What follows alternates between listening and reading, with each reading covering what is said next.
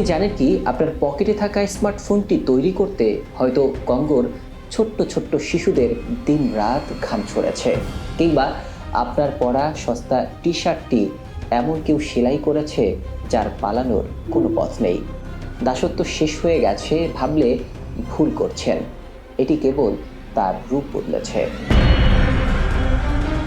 বিশ্বের নানা প্রান্ত থেকে রেমিটেন্স লেনদেনে নগদ নিয়ে এলো হার না মানা হার অফার। সর্বনিম্ন 10,000 টাকার রেমিটেন্স নগদে পাঠালে স্বর্ণের হার জেতার সুযোগ। আমরা ভাবি 1833 সালে বা আব্রাহাম লিঙ্কনের সময়ই দাসপ্রথা পৃথিবী থেকে বিদায় নিয়েছে। আমরা পাঠ্য বইয়ে পড়েছি মানুষ এখন পুরোপুরি স্বাধীন, কিন্তু আপনি জানেন কি মানব ইতিহাসের যে কোনো সময়ের চেয়ে আজ পৃথিবীতে দাসের সংখ্যা সবচেয়ে বেশি। হ্যাঁ, প্রায় 5 কোটি মানুষ বর্তমানে আধুনিক দাসত্বের শিকার। আপনার পকেটে থাকা ফোন, পরনের সস্তা টি শার্ট, এমনকি দুপুরের খাবারের প্লেটে থাকা মাছ, সব কিছুর পেছনে লুকিয়ে আছে কারো না কারো আর্তনাদ। আধুনিক দাসত্বে এখন আর কাউকে লোহার শিকল দিয়ে বেঁধে রাখা হয় না, বরং তাদের বেঁধে রাখা হয় অদৃশ্য শিকলে। হুমকি, সহিংসতা, জবরদস্তি কিংবা চতুর প্রতারণার মাধ্যমে মানুষকে এমন কাজে বাধ্য করা হয় যা থেকে সে চাইলেও বেরিয়ে আসতে পারে না।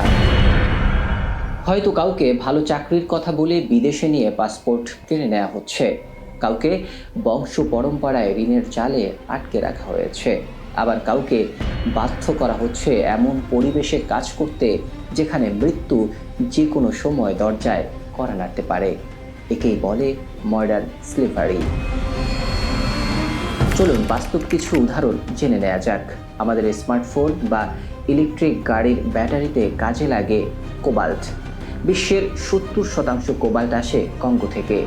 সেখানে হাজার হাজার ছোট্ট ছোট্ট শিশু খালি হাতে বিষাক্ত খনিতে কাজ করছে কেবল দুবেলা ভাতের জন্য, যা থেকে তাদের কোনো প্রকারের নিস্তার নেই। সমুদ্রের মাঝখানে মাছ ধরার ট্রলারগুলোতে বছরের পর বছর আটকে রাখা হয় জেলে শ্রমিকদের। তারা ডাঙায় নামার সুযোগ পায় না, অসুস্থ হলে চিকিৎসা পায় না। আপনার কেনা সস্তা সামুদ্রিক খাবার বা ক্যানজাত মাছের দাম আসলে দিতে হচ্ছে তাদের জীবন দিয়ে। আবার সস্তায় নতুন নতুন ডিজাইনের কাপড় পরা এই যে ফাস্ট ফ্যাশন সংস্কৃতি, এর পেছনে রয়েছে এশিয়ার বিভিন্ন দেশের গার্মেন্টস ফ্যাক্টরির অমানবিক পরিশ্রম।